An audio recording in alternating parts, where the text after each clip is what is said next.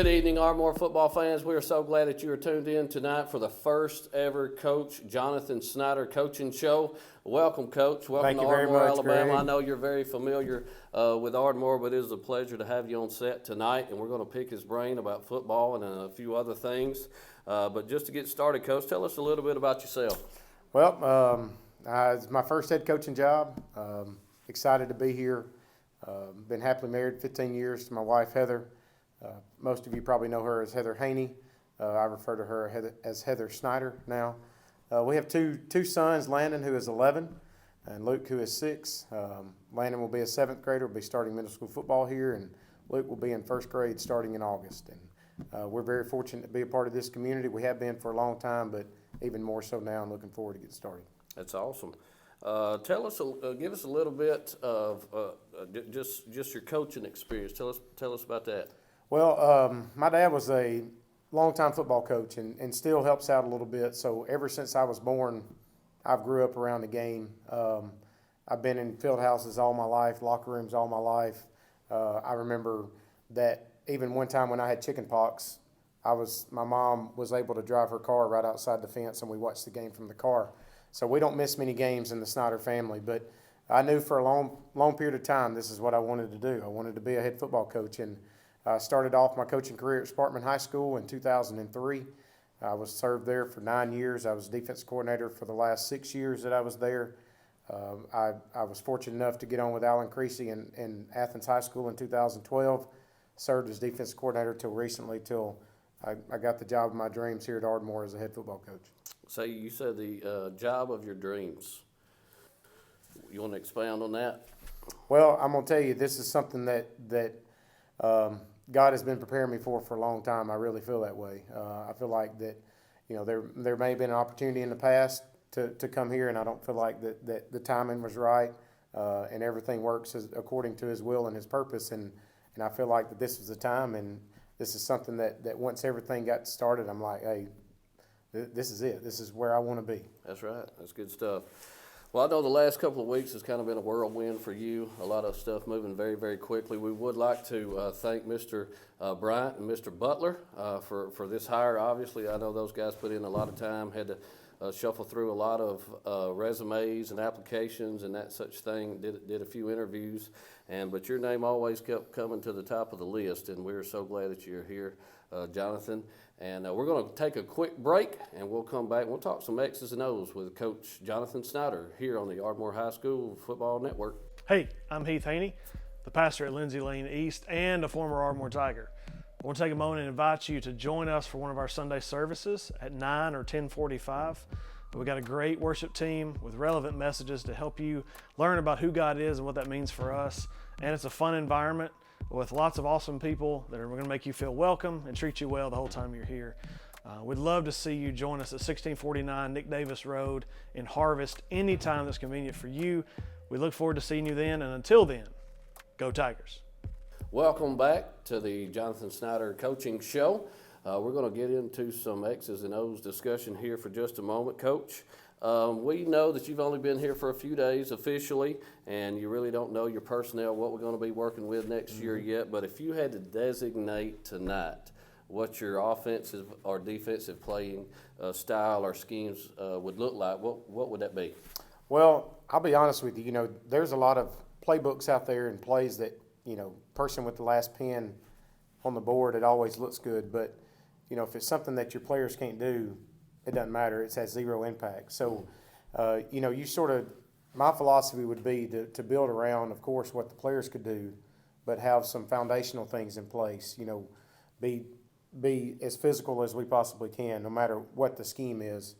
Be as disciplined as we possibly can, and use tempo to our advantage, whether it be up tempo, slowing the game down, whatever the case may be. Be able to be variable in formations and motions and shifts, while still fitting what your kids can do. Mm-hmm. I mean, there's a lot of people out there that have systems in place, and they can recruit to those systems. Well, in high school football, you got what you got. So one year it may be that you run this style offensively or defensively, but then the next year it completely changes because your kids are different. So you have to be able to set some standards of how you're going to play regardless of the scheme, and then fit your kids to whatever they can do best, whatever your personnel allows you to do. That's a good answer, Coach. You know a lot more about this than I do. I just asked the questions. I know you said you've been a defensive coordinator for quite a few years now, and so I'm going to revisit that question again. If you could run any kind of defensive front, defensive scheme that you could know, and you had the players to do it, what would it be? Probably a 3-4 look was. I used to cut my teeth out of a 4-man front, but as time goes on, I've begun to fall in love with a 3-4 look with some hybrid personnel. You probably caught some of that from Nick Saban, I would assume. Maybe so, but he can recruit a lot better players than I can. He's pretty good at scheming. He's decent, you know, but sometimes when he talks, he acts like he's speaking a different language. That's so right. most of us guys that are not quite as smart, we sometimes fail at trying to mimic what he does. So, That's right. But that would, if you had those type of players, you could do whatever you wanted to. That's right. Okay. Our roster numbers last year, I think, when we started the season, were mid to high 50s.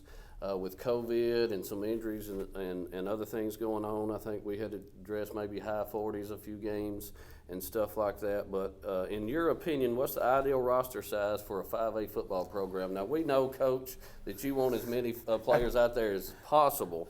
But just being realistic, what would that realistic roster size be? Well, that's a pretty difficult question because, you know, to set a number, it's hard. You know, maybe mid 60s, low 70s. You know, so you have enough kids that you can develop that not only can do scout work to help your varsity guys out, but also you can take them, separate them a little bit from time to time, and develop them. And of course, the lower the numbers, the more you got to use kids more times than not. And then in the long run, that could be detrimental to you.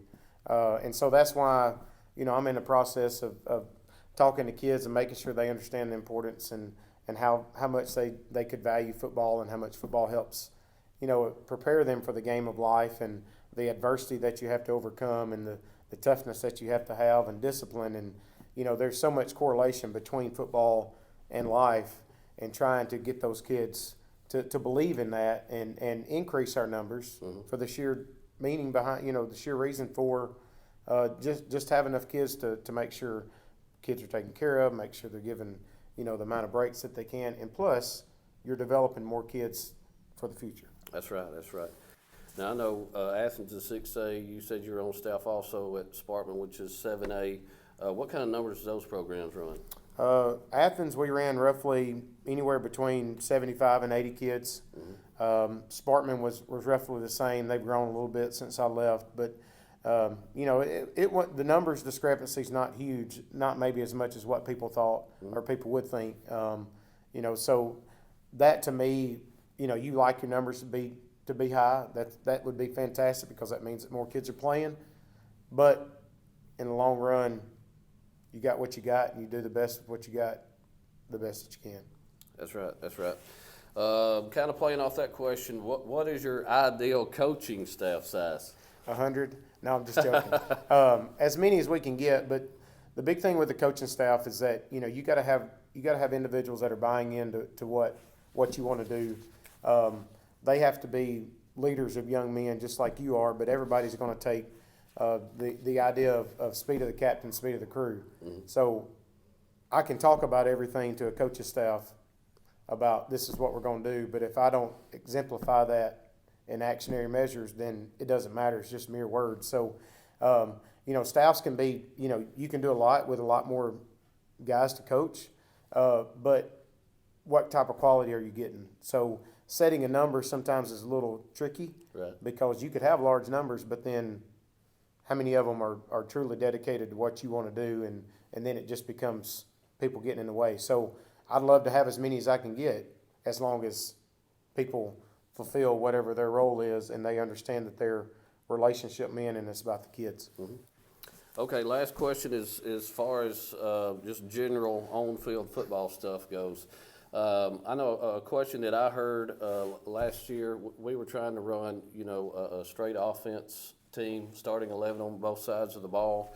And there's some questions, you know, why is my kid not getting to play both ways? Or why is this kid who's a stud player and would just be playing on one side of the ball. What's the advantages of having a legit offensive starting 11, defensive starting 11, anything other than what the obvious reasons is for reps? But what's your thoughts on that? Kids playing both ways. I mean, I think that you have your kids that you know can play, and you're trying to develop kids behind them, and the kids that need to play, that can play, they need to be on the field when it matters. Mm-hmm. But you still can't just solely revolve around that number of kids. It's still got to be everybody involved pulling their weight. So in the process of that, you're molding kids, you're developing kids. But then, I mean, when it gets down to it, you've got a certain number of kids that need to be on the field. Mm-hmm. And it becomes you have to condition for it, but I think it's as much mental condition as it is physical conditioning. If a kid knows, hey, I'm going to have to play 80% of the snaps, then mentally you got to prepare yourself just as much as what you would have to physically. And it's not about killing a kid conditioning drills. It's just about the mental aspect of it, of telling themselves and believing that they can do whatever it is. And then if you're playing kids both ways, you have to have kids step up to be role players that can sub kids in early in the game, not when the kids get tired. You serve them in early, so therefore fourth quarter when you win your games, your kids that need to be on the field making plays are fresh and making plays. You're making sense now. You're talking some Saban talk again, and I like the way that sounds, brother. We're going to take another break, and we'll be right back with the Coach Jonathan Snider Show here on the AHS Sports Network.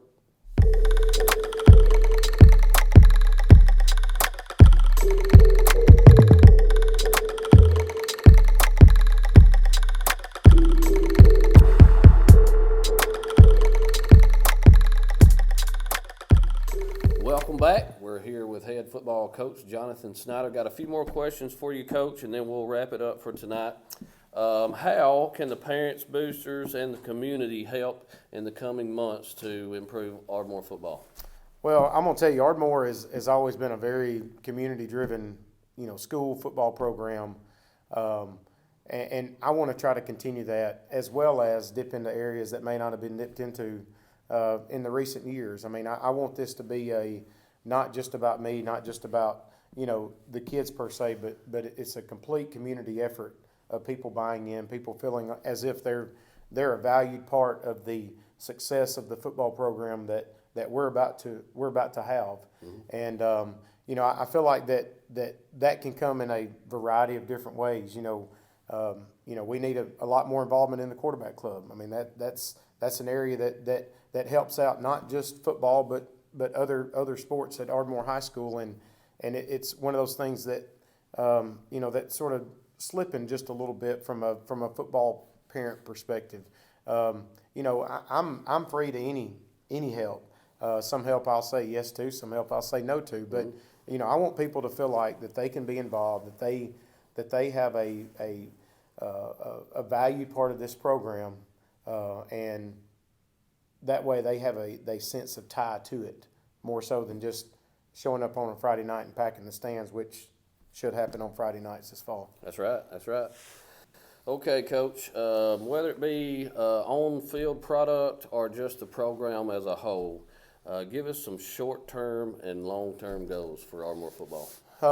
Well, the long-term goals is 20 years from now. 4 state championships.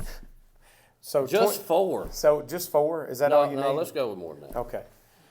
Nick Saban's got how many? Yeah, I'm not Nick Saban. Let's shoot there. Go ahead. I'm sorry.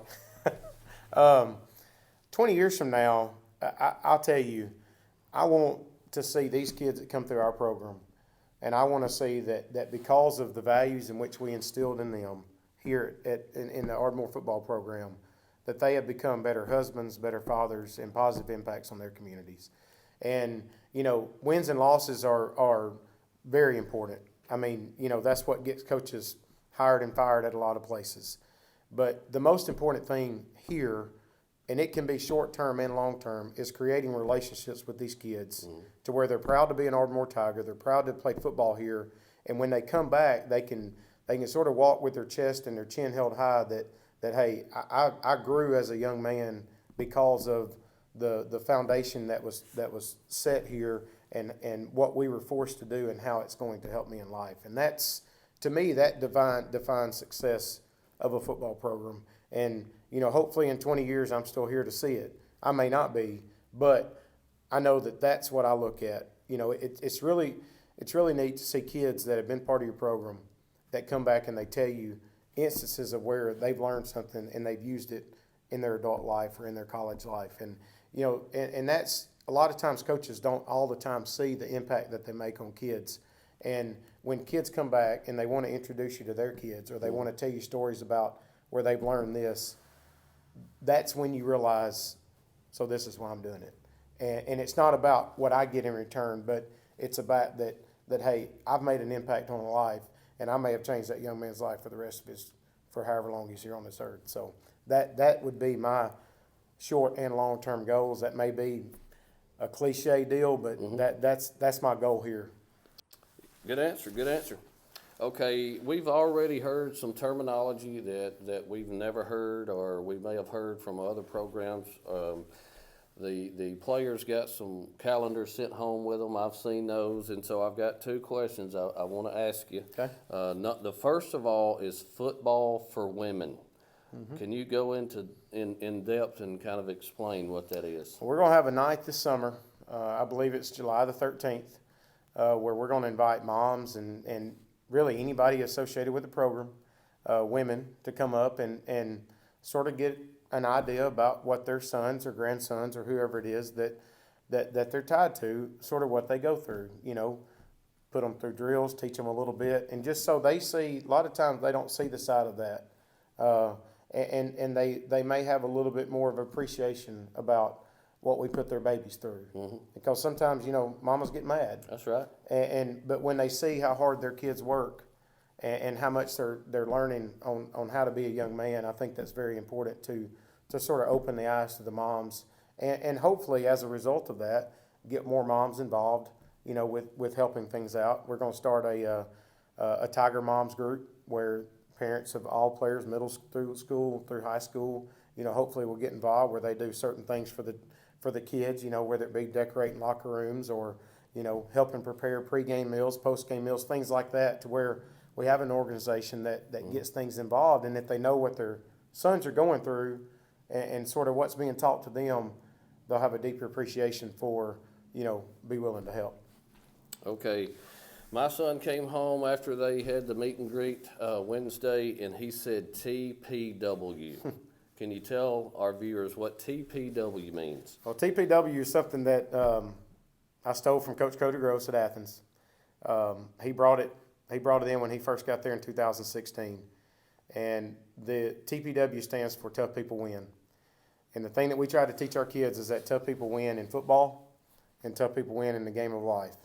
And the more and more that they can hear it, the more and more it becomes a staple in their life. Not just to win a game in the fourth quarter, not just to overcome whatever adversity ensues on the game field, but later in life when they face adversity, they may tie it back to, hey, tough people win. I got to be tough. I got to persevere through this adversity, and that's just part of one of the pillars of our program is being tough. And the more we say it, the more kids are going to believe it. That's right.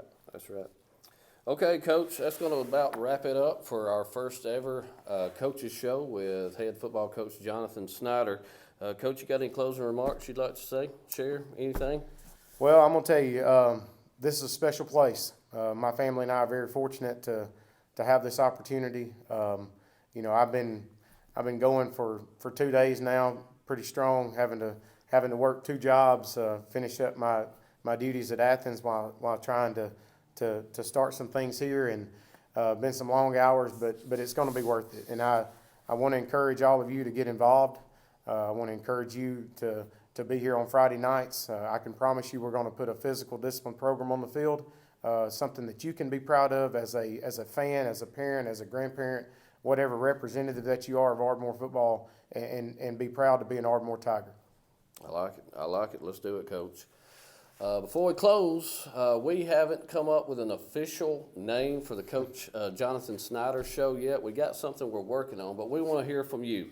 If you've got any kind of creative name that you think would work well with the Jonathan Snider Coaches Show, please comment in the comments below, and we'll check those out, and maybe one of you guys will get to name the show. On behalf of Coach Jonathan Snider, the AHS Sports Network, the Ardmore Quarterback Club, we appreciate you watching. It's going to be a fun year of football here at Ardmore High School. Tiger up and TPW. That's right, Greg. TPW.